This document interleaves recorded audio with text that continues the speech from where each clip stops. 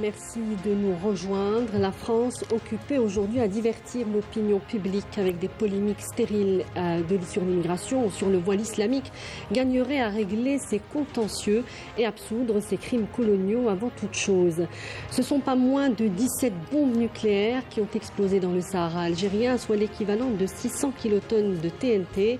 C'est 40 fois Hiroshima, une véritable souillure coloniale pour la France et un poison pour les relations algéro-françaises notamment. Le président de la République l'a récemment rappelé, le dossier de la décontamination des sites est obligatoire sur les plans humains, moral, politique et militaire. Un sujet indispensable pour la reprise, dit-il, de la coopération bilatérale. La France fera plusieurs fois Hiroshima en Algérie, alors même que le général de Gaulle prononçait son fameux et non moins ambigu « Je vous ai compris » et au cœur d'une guerre de libération coûteuse en vie humaine, Paris s'était engagé dans une course effrénée à l'armement nucléaire, sacrifiant la vie et la santé de dizaines de milliers d'Algériens. On en parle ce soir avec nos invités qu'on a le plaisir de recevoir. D'abord, Madame Zoubida Maamria, écrivaine, scénariste et chercheure en histoire et patrimoine. Bonsoir, merci d'être avec nous. Bonsoir. Également avec nous, merci beaucoup, et également avec nous, docteur Ammar Mansour. Vous êtes chercheur en génie nucléaire et expert dans les questions liées aux explosions nucléaires. Bonsoir à vous également. Bonsoir et merci pour l'invitation. Merci à vous de l'avoir accepté. Alors, Madame Amria, il y a d'abord la nécessité peut-être de replacer le débat autour de cette question en particulier. On ne parle pas, on ne devrait plus parler d'essais nucléaires, mais de véritables explosions nucléaires dans le Sahara algérien. Celle de Jarboise Bleue notamment, avec une charge jusqu'à 5 fois supérieure à Hiroshima. Ben oui, d'abord, le fait d'appeler ça des gerboises, la référence au petit carnivore, là, le rongeur, oui. Local. des sables, oui, oui, c'est par dérision. Je ne sais pas pourquoi ils ont pris cet animal inoffensif pour le charger donc, de nucléaire. Oui, oui, il n'y a pas de commune mesure. Et ils ont ajouté des couleurs. C'est aussi, c'est de la poésie mal placée. Couleurs, la gerboise bleue, la rouge, la verte, la blanche, turquoise, la blanche. On ne sait pas encore pourquoi ils ont fait ce choix. C'est dans les archives peut-être. Mais lorsque la France a décidé de faire des essais, c'était donc sous le mandat de Gaulle. Et je rappelle, encore une fois, je l'ai déjà dit, que De Gaulle est un nationaliste, il adore la France, il aime la France avant tout. Et il voulait sauver la France. La France s'est enlisée dans le conflit algérien. Il savait que la France n'allait pas gagner la guerre. Il le savait. C'est un grand stratège. Et donc, il fallait absolument sauver l'honneur de la France en la déplaçant, en la mettant au niveau des puissances nucléaires. Donc, il a fait vite. D'abord, il n'avait pas l'intention de... L'indépendance, pour lui, ne concernait pas le Sahara. Oui. Donc, pour lui, le Sahara lui était acquis de toute façon. Et il fallait absolument faire des essais nucléaires. Et quand il a décidé de faire les essais nucléaires, il fallait un espace. Mais faire les essais nucléaires pour les essais nucléaires, c'est non. C'est faire les essais nucléaires pour voir les effets que cela va produire sur le matériel militaire et sur les humains. Il y avait même des simulations de guerre nucléaire. C'était à l'échelle humaine, hein, c'est-à-dire, ils savaient très bien qu'il y avait des agglomérations. Reagan était occupé par des... Et donc, pour replacer le débat sur les essais ou les explosions, c'était bien des explosions. Des explosions. C'était d'authentiques explosions avec... Ils voulaient surtout mesurer les effets. Ce n'était pas une expérimentation pour voir s'ils maîtrisaient le nucléaire.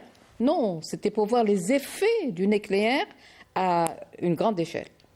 Donc sur l'humain, sur l'environnement, c'est ce que vous dites? Sur les instruments militaires. Au départ, c'était sur les instruments militaires. Oui. Parce qu'ils avaient simulé même la présence d'un... C'était air, mer, terre, je crois. Tout l'arsenal les éléments, militaire. Non, l'arsenal militaire dans les 3 dimensions. Ils voulaient voir comment le matériel militaire allait résister, allait réagir au nucléaire. Et puis, il y avait aussi l'aire géographique choisie était habitée. Tamarasset est à peine 120 ou 150 kilomètres. Il y a les pays du... Pour le site d'Inekel. Ah oui, oui, Oui. c'était une aire géographique habitée. Ils l'ont choisi Hamdan. Ils ne pouvaient pas ignorer qu'il y avait des humains qui étaient là-bas. Alors justement pour le site et comment il a été choisi, le choix de Gan par exemple avait été acté, Monsieur Mansour, en juillet 57, mais seulement à titre provisoire, c'est ce que révèlent certains experts, à titre provisoire par Charles de Gaulle. Qu'est-ce que cela signifie clairement? Auparavant, plusieurs cibles avaient été envisagées, notamment la Réunion. La Nouvelle-Calédonie avait été écartée parce que jugée trop proche de la Nouvelle-Zélande. La Polynésie avait été citée en premier lieu, puis écartée temporairement. Donc le choix est tombé sur Gan, tout en connaissant évidemment l'impact que ça aura sur les populations et l'environnement aussi.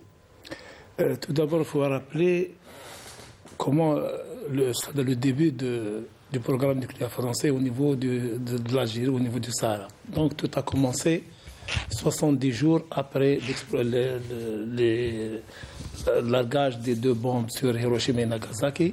70 jours après, le 18 octobre 1945, De Gaulle a créé le commissaire à l'énergie atomique qui avait Oui. un programme militaire bien. Le CEA. Donc quand on s'engage dans une voie pareille, ça veut dire qu'il faut trouver un lieu. Et le lieu était tout de suite désigné sur le Sahara. Parce qu'ils sont en train de tromper les gens, de dire Calédonie, de dire autre chose, c'est pas vrai. Parce que pourquoi le Sahara? Parce que De Gaulle, il a dit toujours, il rêvait, il a dit toujours que l'avenir de la France est dans le Sahara. Tout à fait. Donc, à partir de 54, 1er novembre, De Gaulle était convaincu que l'Algérie va avoir son indépendance. Donc, il y a eu par la suite, en 57, donc il y a eu aussi la découverte du pétrole en 56. Et en 57, il y avait la politique de la séparation du Sahara. Donc, ils ont même créé un ministère propre pour le Sahara. Tout à fait. Donc, mais la révolution algérienne a refusé cette séparation. Donc, on aurait dû avoir peut-être l'indépendance en 58. Mais on a refusé. C'est-à-dire la révolution algérienne a refusé et on a continué le combat. Entre 50 et 62, il y a au moins 1 demi-million de martyrs pour le Sahara. Donc, le De Gaulle, dans ce contexte, avant qu'il revienne, le général Euleray, en juillet 57, s'est déplacé à Tenzlou. C'était lui qui était en charge du projet. En charge du projet pour choisir le lieu. Donc, le lieu a été désigné pour moi. Ce n'est pas un choix, c'est une désignation. Donc, sur les lieux, il a fait un rapport technique, purement technique, qui disait clairement que c'est un lieu abandonné, c'est un lieu où il n'y a Un no man's land. aucune forme de vie. Ce qui était faux. Il n'y avait même pas de voisins. Ils ont fait Mais la France a toujours menti. Oui, oui. Et juste après, en 59, le 5 novembre, le représentant de la France dans la commission de désarmement au niveau de l'ONU, Jules Moche, clairement, au niveau de l'ONU, il disait que cet endroit, c'est l'endroit idéal pour... Et il n'y a pas de risque, il n'y a pas de vie humaine, il n'y a pas, etc. Malgré qu'à vol d'oiseau, peut-être Regan se trouve à 40 km, il y avait au moins 8000 habitants, en plus des palmiers qui étaient dans cette région. Et dans cette période-là, c'était en 59, l'ONU a refusé aussi que la France fasse des explosions au niveau du Sahara, et même les 3 puissances nucléaires à l'époque, Oui. les États-Unis, l'URSS Était plutôt contre. Oui. et la Grande-Bretagne, il y a eu un moratoire qui disait qu'il faut arrêter les explosions aériennes parce que sont polluantes pour tout le globe terrestre. Alors, justement, ces explosions, pour bien comprendre l'intensité de ces explosions, après les 4 premières, les gerboises, les explosions atmosphériques, il y a eu des dépôts de particules radioactives dans tout le Sahara, l'ensemble du nord de l'Afrique et même une partie de l'Europe. On parle des côtes espagnoles et des particules chaudes qui auraient atterri dans le sud-ouest de la Suède. Effectivement. Pourquoi? Parce que la première explosion française, malheureusement, elle est très, très importante par rapport c'est-à-dire l'énergie de cette explosion, 70 000 tonnes. Oui. Si on la compare à celle des États-Unis, qui c'est les pionniers dans le domaine du nucléaire, c'était 21 000 tonnes. Et pour l'URSS, 22 000 et pour la Grande-Bretagne, 25 000. La somme des trois, elle est inférieure à la seule À la explosion. première explosion. Donc c'était énorme et la France voulait rentrer dans le club nucléaire par la grande porte. C'est au détriment du peuple algérien dans la mesure où les gens qui habitent cette région n'ont pas été avertis pour cette explosion.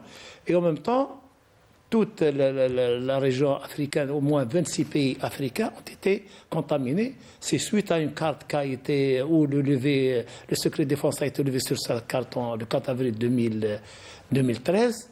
Elle montre clairement qu'il y a 26 pays qui ont été contaminés, en plus du sud de l'Europe. Donc, vu cette... Et certains pays africains ont même aussi 26 pays. Et certains se sont plaints, justement. Non, les Africains étaient avec nous, avec la révolution algérienne. Ils étaient contre qu'il y ait ces explosions. Évidemment. Pourquoi? Parce que suite à Hiroshima et Nagasaki, il y a eu des documents qui parlaient des conséquences néfastes sur la santé, sur l'environnement, qui ont été même traduits en 57 en français.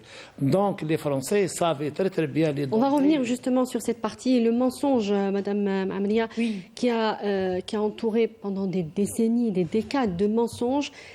On peut parler de mensonges d'État à ce moment-là, puisque la France nie jusqu'à aujourd'hui les effets extrêmement néfastes sur la vie humaine. Il faut revenir bien avant, c'est-à-dire en amont. La France a toujours nié l'existence du peuple algérien. Elle disait à l'opinion internationale qu'il n'y avait pas de peuple algérien. C'est la négation de l'autre. Tout à fait assimilé. L'Algérie était un département français, donc l'existence d'une nation, d'un peuple qui s'appelle peuple algérien n'existe pas. Et elle a soutenu cela. Il a fallu qu'on fasse des démonstrations par la littérature, par les grèves, par par le soutien de nos amis qui nous ont aidés pour dire à l'opinion internationale qu'il y a un peuple en guerre qui veut sa liberté, qui veut reprendre son pays. Donc la France a toujours nié l'existence. Alors là, de là à dire qu'il y avait en plein désert des oasis ou bien une peuplade quelconque qui habite là-bas. Oui. C'est proportionnel, effectivement. C'est proportionnel. Alors, elle a nié complètement l'existence d'êtres humains sur le rayon d'essai, et elle les a, pour le troisième essai, elle a exposé. Au départ, elle a pensé à des mannequins, soi-disant, une sorte de totem. Oui. Mais, par la suite, il y avait des êtres vivants qui ont été exposés, sans compter tous les gens qui venaient travailler. Parce que vous savez, quand il y a un campement militaire... On parle de 10 000, 10 000 entre le personnel civil et militaire, 10 000 personnes si on rassemble, présentes sur le site. Et ils venaient travailler aussi. Ça occasionnait pour les gens un salaire. Ils venaient travailler sur les sites. Mais personne, l'information n'a pas filtré et les gens ne savaient pas qu'ils étaient exposés, qu'il y avait à ce moment-là, sur cette terre, des essais nucléaires qui pouvaient nuire à leur santé. Il n'y avait pas d'information du tout. En tout cas, pour les autochtones. Et quant à la France vis-à-vis des autres pays, elle voulait les dépasser, non seulement entrer dans le cancer nucléaire, mais en plus de ça, dépasser en force. Donc, il y a tout le côté français, le coq français qui veut être toujours supérieur. C'est un petit peu ça qui a guidé et qui a motivé la charge de ces bombes. Et le nombre, c'est que c'était à répétition. Jusqu'à l'accident de Beryl. Ça devait être souterrain, et puis après, je ne sais pas, il y a quelque chose qui a... Oui, justement, tous ces essais, entre guillemets, ne se sont pas déroulés de la façon dont ils étaient prévus. Le site... Ils ne maîtrisaient pas tout à fait, certains. Ils ne maîtrisaient pas. Exactement. Et le site... C'est le côté essai. C'est le côté essai, le côté... Il voulait voir les effets eux-mêmes parce qu'ils n'arrivaient pas à les mesurer autrement.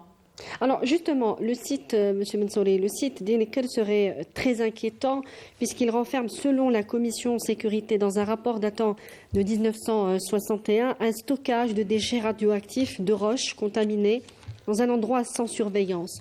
Le CEA, le commissariat à l'énergie atomique, détient forcément les documents sur une évaluation de la radioactivité réalisée à ce moment-là, à cette époque-là justement, et renfermée dans le massif. Qu'est-ce qu'on sait aujourd'hui du site d'Heineken où il y a eu cet accident justement dont parle Mme Amria de Beryl? Justement, il faut insister sur quelque chose, que les Français, quand ils ont commencé le programme nucléaire, ils n'ont pas beaucoup d'informations sur le plan technologique, sur le plan de la bombe, etc. Donc, ce qu'on appelle les apprentis sorciers, on parle toujours de ça. Donc, au niveau de Aïnik et au niveau de la montagne Tanafella, théorie Tanafella, il y a eu au moins 16 explosions souterraines. Donc, c'est dans des galeries d'une longueur d'au moins 1 kilomètre. Donc, pourquoi je dis 16? Parce qu'auparavant, on parlait de 13, mais maintenant, c'est 16. Parce qu'on vient de découvrir 3 autres explosions qu'on appelle les explosions nucléaires pacifiques. Oui. Donc, il y avait 3, donc actuellement 17. Donc, au niveau de la deuxième explosion qui s'appelait dans le nom de code des Biril, il y a eu un accident et l'unique dans le monde. Donc, il n'y a jamais eu un accident pareil. Il y a eu des coulées de lave. C'est-à-dire, cet accident, on peut le qualifier comme Tchernobyl 1. Donc, il y a eu une sortie de nuages radioactifs. Un nuage, oui. Et la lave. Donc, au moins des tonnes et des tonnes de lave sont contaminés avec du plutonium. Qui existe jusqu'à Et présent. qui ont vitrifié le sable Tout à sur fait. place. Non, vitrification de sable, c'est au niveau de Hamoudir. Ah, pardonnez-moi. Donc, le nuage, quand il est sorti, donc, il est parti sur la Libye. Donc, il y avait des avions français qui le suivaient. Et au niveau de la frontière, ils ont trouvé des avions américains qui l'attendaient. Pourquoi les Américains? Parce que les Américains suivaient de près le programme nucléaire français avec l'installation des trucs de séisme au niveau de la Libye. Donc, ils suivaient de près ce qui se passait en Algérie. Donc, c'est-à-dire, maintenant, je vous partage qu'il y a une partie de notre archive qui se trouve aux États-Unis. Oui. Donc, ce nuage est parti sur un village qui s'appelait Mirtoutek. Donc, ce jour-là, il y avait beaucoup de morts. Ils ont perdu les animaux, etc. Donc, c'était une catastrophe réelle. Donc, ça a influé sur la santé, sur l'équilibre écologique de cette région et sur même la vie quotidienne de ces régions. Donc, il y a eu une influence sur l'agriculture, sur le tout. Et c'est pourquoi cet accident n'est pas connu, parce qu'à l'époque, on était colonisé, jusqu'à 62 quand même, il n'y avait pas d'informations comme aujourd'hui. Si on fait une comparaison avec Tchernobyl, il y a eu au moins 20 pays qui étaient contaminés. Il y avait 8000 morts. Il y avait 3,5 millions de malades, dont le tiers, c'est des enfants. Donc, pour nous, on n'a pas toutes ces statistiques. On a des morts, il y a eu des morts, il y a eu des tas de choses, mais on sait même... Mais Aucune statistique. on estime à 42 000 aujourd'hui C'est le une nombre de estimation victimes. approximative. C'est une Oui, estimation. on n'a Parce que- rien. 42 000 à partir des explosions jusqu'à aujourd'hui. Parce que c'est une estimation. Parce qu'il ne faut pas oublier, on parle d'un événement qui a eu lieu il y a 65 ans. Durant 165 ans, il y a eu beaucoup de victimes. Quand on parle des victimes, il n'y a pas que les victimes de première génération, mais il y a deuxième, troisième génération. Tout à fait. Et actuellement, on remarque au niveau de Regan, il y a beaucoup de malformations. Oui. Donc il y a beaucoup de gens qui sont malades, il y a beaucoup de cécité, il y a beaucoup de types de malades. On arrive actuellement au niveau de cette région à recenser au moins 27 cancers. Alors qu'au niveau Liés directement à la liés, c'est ce radioactivité. qu'on appelle les maladies radio-induites, pathologies radio-induites. Si on fait comparaison des maladies avec le Japon, actuellement on arrive à 48. Pourquoi? Parce qu'avec l'avancée des sciences et de la technologie, on découvre encore d'autres pathologies qui sont liées au rayonnement. Pas que le rayonnement. Pourquoi? Parce que le rayonnement ne pardonne pas. L'atome, quand il est fissionné, il ne pardonne pas. Donc, un rayonnement ne pardonne pas. Et l'ADN est très sensible à ce rayonnement. Et les effets, on ne peut pas les voir tout de suite. C'est dans le temps, des fois 10 ans, 10, 20, 30, 40 ans, etc. Donc, cette situation, sur le plan sanitaire ou bien sur le plan environnemental, elle est causée par au moins 60 explosions et essais. Donc, on a au moins 20 explosions, 4 aériennes et Atmosphériques. 16 souterraines. Et on a 35 essais qui ont eu lieu au niveau de Regan, de Hamoudia.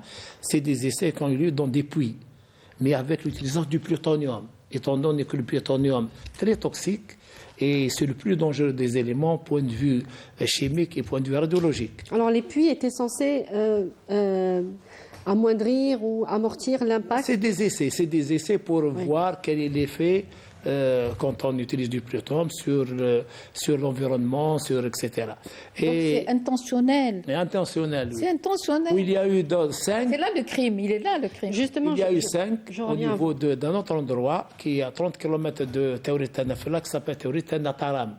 Et là, on a utilisé dans le cadre de l'opération Pollen, parce qu'on disperse du plutonium dans l'air, on a ramené une unité de l'Allemagne, c'est dans le cadre d'une simulation d'une guerre nucléaire. Donc pour voir comment les soldats se comportaient dans une ambiance nucléaire. Et tout ça a contaminé toute cette région avec du plutonium. Donc si on fait la tout ça sans prendre les précautions Non, aucune. Ils ne connaissaient pas, ils ne savaient pas. Non, alors justement, la question que je voulais vous poser, c'est est-ce qu'ils savaient? Est-ce que c'est une question lancinante sur la connaissance ou la maîtrise de ces effets ou des effets de ces tirs nucléaires par le personnel politique, scientifique du CEA notamment et militaire français? Est-ce qu'ils savaient? Est-ce qu'ils ont volontairement dissimulé les effets? C'était un secret. C'était quand même des essais, des expériences menées en laboratoire, très secrets. On ne peut pas divulguer certains secrets militaires, d'autant plus que ce sont des opérations. Mais rappelons que des militaires français ont été touchés par. Il y en a. Il y a eu d'ailleurs 2 ministres, monsieur. Les insoumis. Oui, 2 ministres qui ont été touchés. J'en connais un. Alors, mais justement, s'ils savaient, est-ce qu'ils auraient pris. Pris le risque d'exposer leur personnel militaire? Non, si j'ajoute des informations au niveau de cet accident, ils ne le savaient pas, parce que quand on dit des explosions souterraines, ça veut dire son contenu, pas de risque. Ça, c'est un accident, c'est différent. Voilà. Donc, il y avait 2 ministres, Pierre Mesmer et le ministre de la Recherche, Palowski. Le ministre de la Recherche est mort avec un cancer. Il y avait même la présence de 2000 personnes entre soldats, etc. Donc, pour dire, est-ce qu'ils savaient? Oui, la France savait les risques et les conséquences. Quand on dit la France, c'est les personnels militaires, les scientifiques, le personnel politique aussi? Tout le monde savait. Tout le monde savait. Savait. De Gaulle savait. Mais tout le chemin mène à Rome, parce que leur but, c'est d'avoir la bombe. Oui. Et peu importe les dégâts. Peu importe les dégâts, c'est ça le problème. Et donc, ils sont arrivés à avoir la bombe. Et le scientifique qui manipule le nucléaire, il sait très bien qu'il va être malade. Il le sait, que quelque part, à force de manipuler cela, la radioactivité, cela va l'atteindre. C'est comme Marie Curie, elle le savait. Elle le savait quelque part. Alors, justement, les victimes de ces explosions nucléaires, il y a aujourd'hui encore des victimes vivantes de première génération qui témoignent encore de ce qu'ils ont vécu. Ce qui me chagrine dans cette opération menée par la France il y a 63 ans, c'est que jusqu'à aujourd'hui, elle ne veut pas reconnaître. Elle nie et elle refuse de prendre en charge les dégâts qu'elle a commis sur des humains, puisque jusqu'à présent, il y a des malformations, il y a une population qui souffre encore et qui va encore souffrir, puisque le nucléaire, on ne le balaye pas comme ça d'un revers de main, et vous le savez. Et je parle sous la gouvernance de monsieur, c'est 24 000 ans, je crois. C'est 24 000 ans 24 100 ans pour le plutonium, par exemple. Et pour qu'il disparaisse, 10 fois ça. Et on n'est pas sûr. Non, 10 fois ça physiquement. C'est 241 000 ans. Si on prend l'uranium, par exemple, la durée de demi-vie, c'est 4,5 milliards d'années. Donc c'est indélébile. Donc autant dire c'est indélébile. C'est indélébile, exactement. Alors, ceux qui sont morts, on n'en parle plus. Ils n'ont pas été indemnisés. Bon, on ne connaît même pas leurs chiffres, et peut-être même leur nom. Et ceux qui souffrent aujourd'hui, c'est-à-dire de génération en génération, on a transmis ça. Il y a, comme l'a dit monsieur, des malformations, il y a des êtres qui naissent, des monstrueux, quoi, à cause de ça. Eh bien, jusqu'à présent, on ne veut pas reconnaître les effets, on ne veut pas... Mais justement, Madame Amria, est-ce que vous pensez qu'on a fait le travail de sensibilisation, d'information suffisamment, en tout cas, auprès des populations impactées? Moi, je m'imagine, je suis native de Reguin. Ma famille et moi, je suis atteinte de ça. Qu'on m'informe, qu'on me sensibilise, qu'est-ce que ça m'apporte? Aujourd'hui, il faut réparer quelque part, ne serait-ce que, je ne sais pas, par une compensation quelque part, je ne sais pas. C'est une reconnaissance de ces crimes. Il faut nettoyer les sites, les gens vivent encore sur leur terre, ils ne veulent pas quitter leur terre. Il y a encore des restes qui sont nocifs, toxiques, les déchets. Qui sont là, et que la France a laissé, c'est-à-dire comme ça, à l'air libre. C'est encore un C'est-à-dire crime. là, pour les trucs à l'air libre, justement, il y a eu une succession de crimes causés par la France. Oui. Le fait de choisir le Sahara au détriment de cette population, le fait d'exploser une bombe à 70 000 tonnes, c'est aussi un autre crime. Et le troisième crime, c'est après le départ des Français en 67. Donc, ils ont laissé beaucoup de déchets Oui. sur le sol et d'autres déchets donc, enfouis. Les déchets enfouis concernent les chars, concernent les avions, les bateaux. On va y revenir justement etc. sur cette stratégie Il y a des gens d'enfouissement qui aurait commencé dès les premières explosions. C'est-à-dire que ça ne s'est pas fait à la fin. Dès les premières explosions, immédiatement. les Français auraient commencé à enfouir dans le sable certains outillages. Utilisés à ce moment-là. Alors, on va faire une petite pause avec ce sujet qu'on vous propose, ces explosions nucléaires dans le Sahara algérien. On disait un crime contre l'humanité et l'environnement indélébile. À l'occasion d'une journée d'études de l'Assemblée populaire nationale, le président de l'Assemblée nationale a déclaré que le dossier de la criminalisation de la colonisation sera bientôt traité. L'Algérie exige l'intégralité des archives liées à ces explosions françaises, des documents que Paris a verrouillés en 2008 et qui ne sont pas communicables à vie. Je vous propose de regarder ce sujet signé Amel Bouarwa. Il y a 65 ans, la France coloniale menait dans le sud algérien des explosions nucléaires dont les conséquences affectent et continueront d'affecter l'environnement et plusieurs générations d'Algériens. Des crimes contre l'humanité que la France coloniale refuse aujourd'hui encore de reconnaître. La France doit rendre justice aux victimes des explosions nucléaires et à leurs familles à la mesure de la tragédie qu'ils ont endurée et garantir le droit légitime des Algériens à la justice. Elle doit assumer ses responsabilités dans la décontamination des sites des radiations et des déchets nucléaires et remettre à l'Algérie l'intégralité des archives des sites des explosions afin que nos experts puissent évaluer les préjudices et prendre les mesures appropriées. Un panel de parlementaires, d'experts, de médecins et de juristes ont mis en avant l'importance d'informer l'opinion internationale sur les actes génocidaires perpétrés par la colonisation. La dimension sanitaire et scientifique reprend parmi les domaines les plus importants dont il faudrait s'attarder dessus, en raison des risques et du danger des irradiations dues aux explosions nucléaires à long terme. On demande à la France de nettoyer, de réhabiliter ces sites, et ça c'est un devoir par rapport à la Polynésie où elle a tout fait, elle a tout réglé, elle a tout nettoyé, elle a même enfoui les déchets dans des puits, elle a donné les dossiers médicaux aux vétérans, elle a construit même un hôpital pour prendre en charge les cancéreux, alors que l'Algérie, elle est victime au même titre que la Polynésie. Et donc la France refuse toujours de reconnaître, de demander pardon et d'indemniser les victimes. Et elle est passée très très loin. Elle est arrivée en 2008 à fermer les archives qui concernent le dossier nucléaire. Ils sont devenus incommunicables. On voudrait proposer un texte législatif concernant la criminalisation du colonialisme. Et on répond surtout actuellement à ce qui se dit en Occident. On est en train de propager des idées comme quoi le colonisateur et la colonisation étaient des bienfaits pour l'Algérie. Et nous, on voudrait justement expliquer que c'est tout à fait le contraire.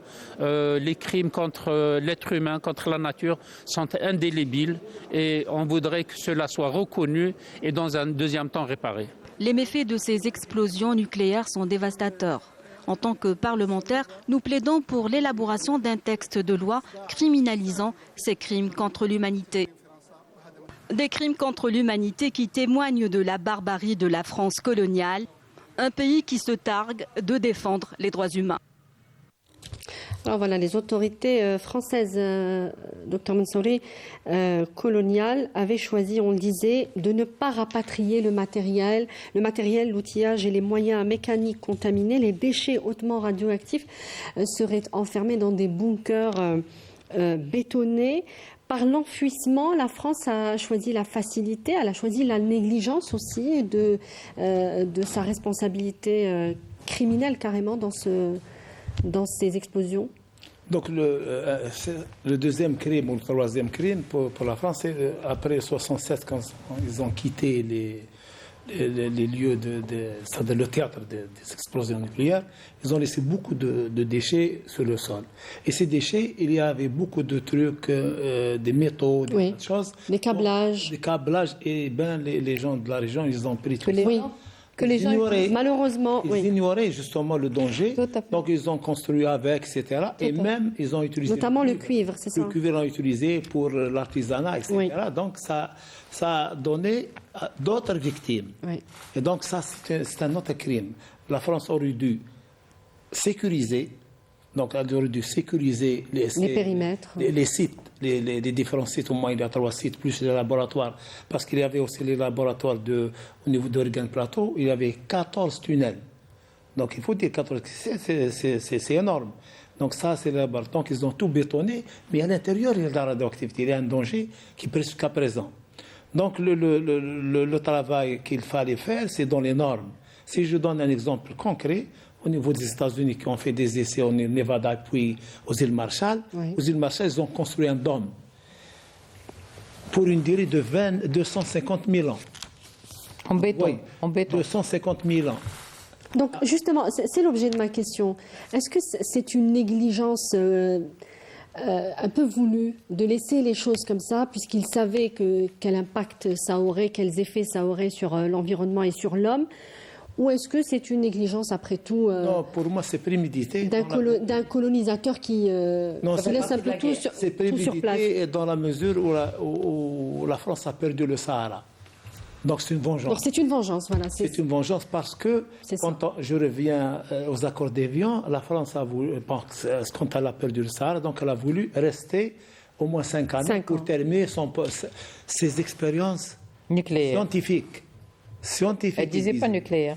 Alors, c'était quoi? C'était des explosions nucléaires au niveau de Regan et au niveau des Hackers. C'était des essais chimiques et biologiques au niveau de Wed Namous. Et c'était aussi des essais spatiaux au niveau de Hamagir et balistiques au niveau de Colombécha. Donc tout ça, c'est des armes de destruction massive. Donc la France a voulu laisser le Sahara dans cette situation, le Sahara contaminé. Pour moi, c'est une vengeance préméditée. Alors, Madame Amalia, pourquoi la France ne prend-elle pas exemple, notamment sur la Grande-Bretagne ou sur les États-Unis, comme le disait Dr Mansouri, la Grande-Bretagne qui a procédé à des explosions nucléaires dans les années 80 à l'ouest de l'Australie méridionale, sur le site de Maralinga, et en 90. Une étude avait conclu que la contamination radioactive était devenue résiduelle. La Grande-Bretagne avait fait ce qu'il fallait, visiblement. Je voudrais revenir sur ce qu'elle a laissé comme ça. Les déchets. Dès que les militaires s'en vont, ce qui reste, les gens vont l'utiliser. Exactement. Et ça a été utilisé pour construire, pour fabriquer des objets et tout ça. Et donc ils ont en quelque sorte reproduit, prolongé les effets par un contact immédiat avec eux. Et la France n'a rien fait pour délimiter l'espace et protéger. Elle les a laissés à l'air libre. Donc c'était voulu. Je pense qu'elle connaissait les effets toxiques, mais elle les a quand même laissés. Alors, qu'est-ce qui explique, selon vous, aujourd'hui, que la France soit toujours dans ce déni, le déni de ce crime Quand on commence une guerre, on ne sait jamais comment on la termine. La France, nous avons fait la guerre, elle est venue chez nous, on lui a fait la guerre, et la guerre ne s'est pas terminée avec la France, puisque les essais nucléaires de Reagan vont encore ouvrir un dossier très douloureux, et on ne sait pas comment ça va se terminer. La France, à l'époque, avait-elle les moyens de protéger ou bien d'enfuir ou bien de neutraliser quelque part les effets Avait-elle les moyens? Je me pose la question par rapport aux Américains. Elle avait les moyens dans la mesure où elle a continué son programme nucléaire au niveau de la Polynésie. Et au niveau de la Polynésie, il y a eu beaucoup d'actions. Entre autres, les déchets ont été enfouis dans des puits. Mais malheureusement, ces derniers temps, les puits ont été envahis par la mer. Mais le travail n'est pas terminé en Polynésie. Pas du tout, Soleil. puisque Non, il y a eu beaucoup d'actions positives. Ils Oui. ont construit même un hôpital pour prendre en charge les Oui, victimes. Ils ont donné même les dossiers médicaux pour les victimes pour être indemnisés. ce Ils ont qui n'a pas indemnisé. été fait pour nous. Non, ils ont indemnisé. C'est ce qu'on appelle 2 poids 2 mesures. Oui, pourquoi? Pourquoi? pourtant- Parce qu'il y a une sorte de vengeance. J'ai dit, je me suis Tout à clair. fait. Donc c'est prémédité parce qu'ils ont perdu le Sahara. Donc pour eux, il faut Peu la importe laisser ce qui peut dans arriver. dans cet état. Et La politique de la terre brûlée. exactement, la politique de la terre brûlée. Donc c'est à nous maintenant de faire une feuille de route qui nous permettra dans l'avenir le plus proche, parce qu'après 60 ans, c'est beaucoup, et je rappelle que ce dossier a été ouvert en 1996 par le ministère des Moudjahidines. Donc il faut continuer ce combat, et il faut qu'au niveau de notre pays, il faut qu'on prépare des dossiers bien ficelés, des dossiers sanitaires, donc il faut qu'il y ait une campagne épidémiologique au niveau de ces régions. Et il faut faire l'état des lieux pour ce plan environnemental. Donc il faut faire la carte gamma de l'Algérie. Donc il y a beaucoup d'actions qu'on doit faire pour pouvoir c'est-à-dire vaincre la France et avoir nos droits dans les meilleurs des délais. Donc ça, c'est de notre côté. Maintenant, au niveau de la France, il y a des lois. La loi Morin. Il y a des traités. Il y a le traité du 7 juillet 2017 qui a été... 2010 d'abord. 17 traité de 7 juillet 2017 qui a été voté par 122 pays. Les pays nucléaires n'ont pas adhéré à ce traité. Et dans ce traité, dans l'article 6, il disait assistance aux victimes et réhabilitation de l'environnement. Dans l'article 7, il y a beaucoup de détails, mais je donne uniquement le titre. Dans l'article 7, il parlait de la coopération internationale. Parce que les explosions nucléaires, ils ont une dimension internationale. Pourquoi? Parce qu'il y a 21 pays au moins et régions qui sont concernés. Il y a au moins 100 sites au niveau du globe terrestre qui sont concernés. Donc c'est un problème qui devient Qui est mondial. International. au même titre que le problème d'environnement, le problème du climat, le problème. Et je donne toujours l'exemple très concret en ce qui concerne les mines. Parce que les mines, c'était aussi un grand problème au niveau mondial. Et on est arrivé à avoir la Convention d'Ottawa. Et cette convention nous a permis, pour l'Algérie par exemple, de se débarrasser des mines. Oui, les mines d'autres antipersonnelles. pays. Oui. Jusqu'à présent. Maintenant, le but, étant donné que la démence est internationale, il faut penser à demander une conférence internationale sous l'égide de l'ONU pour pouvoir prendre en charge ce dossier sur le plan sanitaire et environnemental. Alors, est-ce qu'on peut aujourd'hui mettre la pression à la France pour qu'elle cède sur les archives, qu'on dit d'ailleurs aujourd'hui incommunicables à vie? Ils ont été. Vous dites que c'est un crime d'ailleurs. Ça aussi, c'est un crime de verrouiller les archives et des archives aussi précieuses pour la santé. Nous avons avec la pour France. l'aspect sanitaire. Justement, est-ce que, compte tenu de la situation actuelle des relations algéro-françaises et de ces lobbies de l'extrême droite et de la droite aussi, qui sont peut-être aussi à l'origine de ces blocages sur ce dossier des explosions nucléaires. Est-ce que vous pensez qu'il peut y avoir encore des voies de communication? Vous savez, après, il y a beaucoup de contentieux avec la France. Beaucoup même. Celui-là est très important parce qu'il y a des vies humaines qui sont engagées. C'est-à-dire les Algériens continuent à mourir par effet de la guerre de libération. Et oui. Et par l'effet des armes françaises. Donc la guerre n'est pas terminée avec la France. C'est un dossier brûlant qu'il faut absolument ouvrir et traiter une bonne fois pour toutes. Il faut un cadre juridique international. Le cadre juridique international, justement, il manque des textes. Nous n'avons pas énormément d'éléments de droit. Donc, pour revendiquer.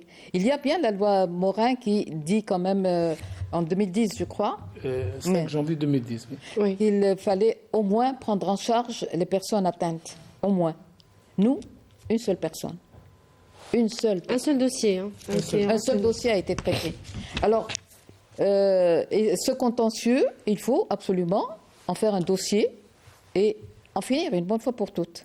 La France, aujourd'hui, c'est comme si ça n'a jamais existé.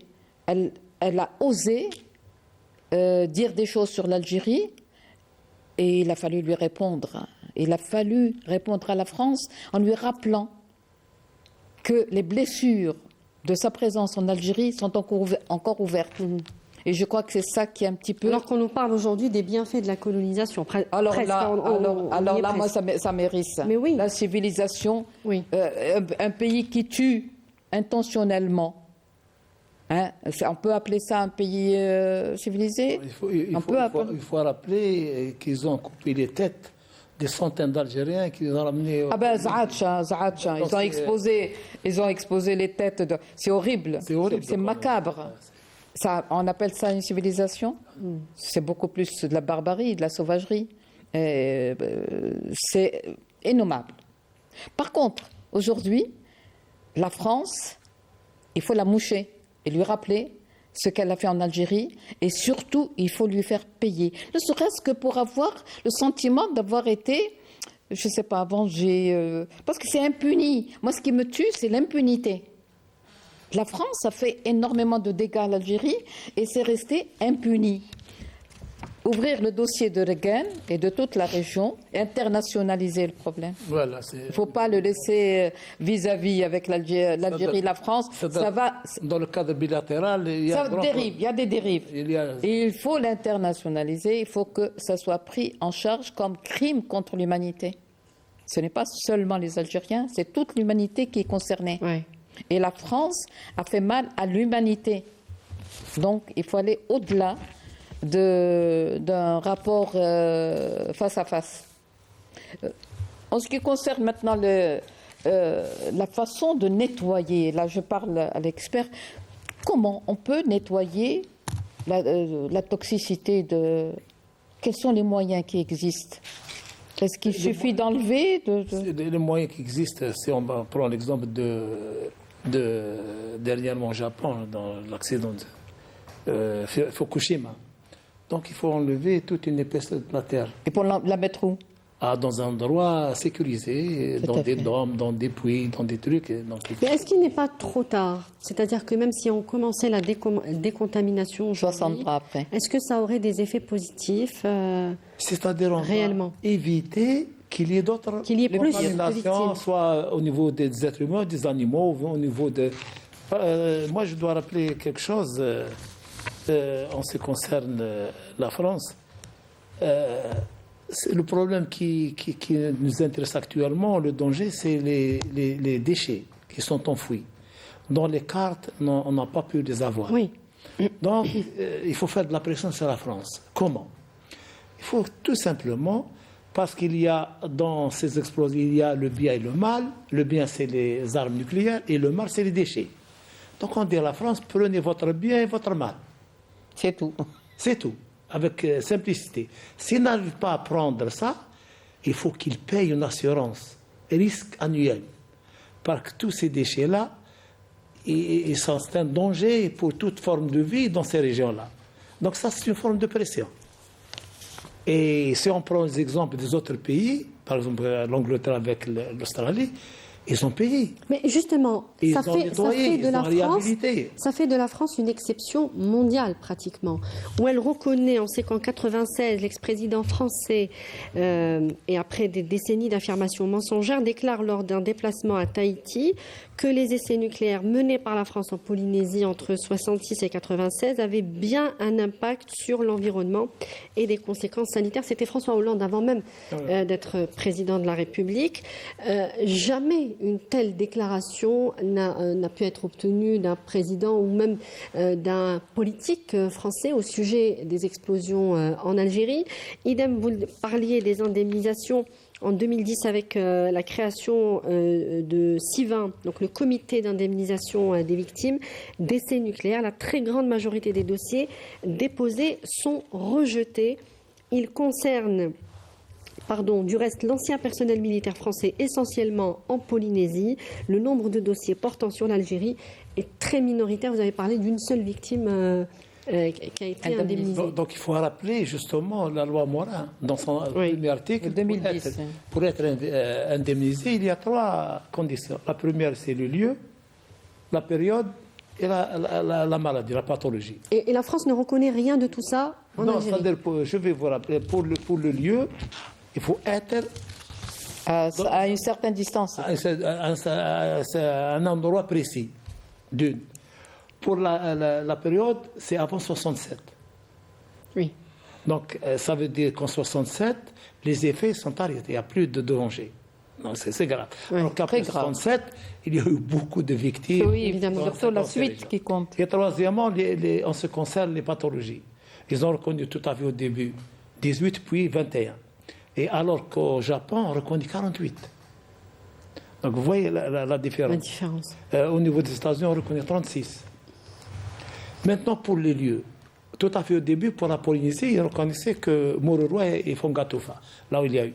Après, la Polynésie, ils ont fait des pressions. Quel type de pression ils ont fait, les Polynésiens?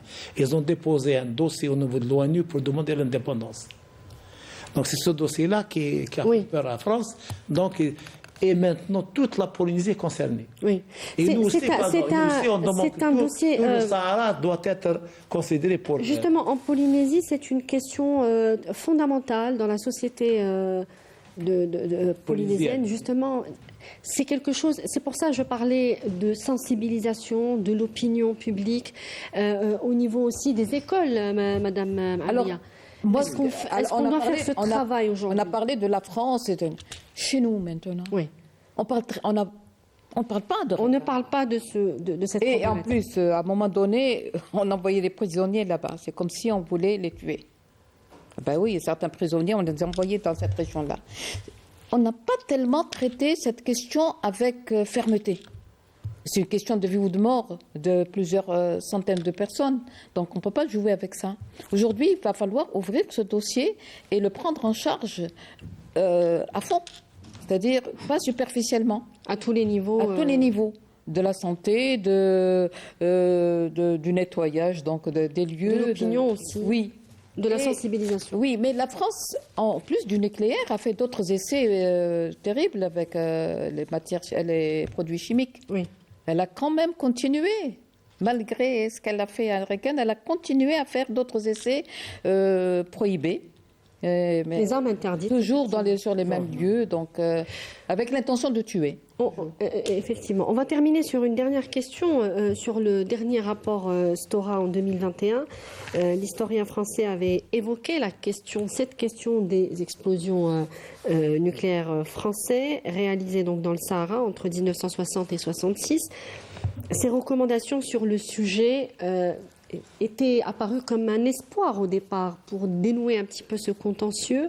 Aujourd'hui, elles semblent être complètement ignorées. Est-ce qu'on est revenu au point de départ, c'est-à-dire sans aucun travail qui avance dans ce dossier? C'est-à-dire, au niveau de la France, il n'y a pas la volonté pour régler ce problème des lobbies, il y a des Il faut la pressions. volonté politique. Il faut le dire. Et je rappelle autre chose pour les victimes, pour le nombre qui est en augmentation. Selon une loi américaine, quand on dit américaine, ça veut dire c'est quelque chose de bien étudié. Toute personne qui se trouve à un rayon de 700 km du point zéro, elle est considérée comme victime des rayonnements. Aussi, je parle toujours sur le nombre d'augmentations dans les malformations. Il y a une étude britannique qui disait que les effets des rayonnements auront un effet sur 22 générations. Donc les problèmes monstres.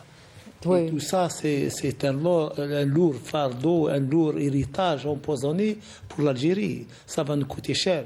C'est pour cette raison il faut appliquer les principes que tout le monde applique, pollueur-payeur. La France doit payer. Tout à fait. Il n'y a pas de raison. Tout à fait. Parce que même quand on dit il faut reconnaître, elle reconnaît quoi? Il faut venir à Argan, il faut venir à Rek, tu vois tout. On voit les malades, on voit l'environnement, on voit les déchets partout. Donc elle doit avant tout demander pardon. Donc le pardon est nécessaire. Parce qu'elle a abusé du Sahara, elle a abusé de l'Algérie pendant 132 années. On a fait une étude, on a trouvé que tous les crimes qu'a connu l'humanité depuis Adam jusqu'à aujourd'hui ont été appliqués en Algérie, malheureusement. C'est une réalité. C'est une réalité qu'on est en train de vivre. Les mines, les essais chimiques, biologiques, les explosions. Elle a tout essayé. Tout. Les noyades, elle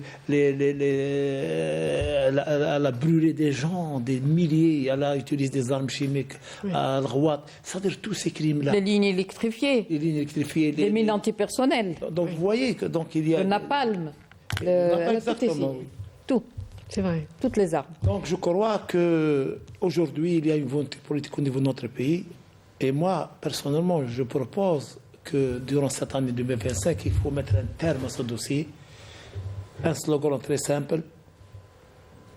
Il faut libérer le Sahara algérien de la colonisation nucléaire française. Ça, c'est notre programme, c'est notre feuille de route pour cette année. Tout à fait, tout à fait. Et il faut qu'on arrive à sécuriser ces régions-là et à prendre en charge effectivement, sur tous les points, du diagnostic jusqu'à le traitement de ces victimes et notamment les malformations. Parce que quand on dit au niveau d'organes actuellement, les gens, quand ils ne veulent pas se marier. Mais c'est par hasard se marient, ils ont peur d'avoir... C'est là un gosse. oui. Ils ne demandent pas si c'est une fille ou un garçon. Ils demandent si elle est normale ou bien une malformation. Vous voyez, donc il y a un effet aussi psychologique au niveau de cette région. Donc il faut mettre un terme. À mon avis, c'est une occasion pour nous, étant donné qu'il a la volonté politique, et il faut avancer. Il ne faut pas s'arrêter là. Il ne faut pas s'arrêter là. Moi, je pense que chez nous, il faut une autre volonté politique de faire de notre histoire le thème central. Nous n'avons pas beaucoup d'informations sur notre histoire. La mémoire. La mémoire, l'histoire, c'est la mémoire. Donc, il va falloir prendre en charge toutes les questions douloureuses et les montrer. Alors, les moyens existent. Il y a le cinéma, l'image est très importante aujourd'hui pour informer les gens et sensibiliser la population algérienne déjà sur ce qui s'est passé à Regan. C'est énorme, il faut faire des documentaires, il faut faire des films, il faut écrire, il faut donner de l'importance déjà à la chose. Parce que c'était l'omerta jusqu'à il n'y a pas longtemps, on n'en parlait pas beaucoup. C'est maintenant que c'est devenu quelque chose parce que Monsieur le Président en a parlé et à juste titre. Et il fallait bien qu'il réponde à la France en l'accusant de ses crimes. Parce qu'il faut continuer à accuser la France. La guerre avec la France n'a pas tellement pris fin avec... Elle continue à nous harceler. Et je pense qu'il faut créer un espace d'information, une chaîne spéciale pour l'histoire, parce qu'il y a... C'est déjà... Elle existe déjà. Voilà, je sais, mais bon, je la connais, c'était la 8, je crois.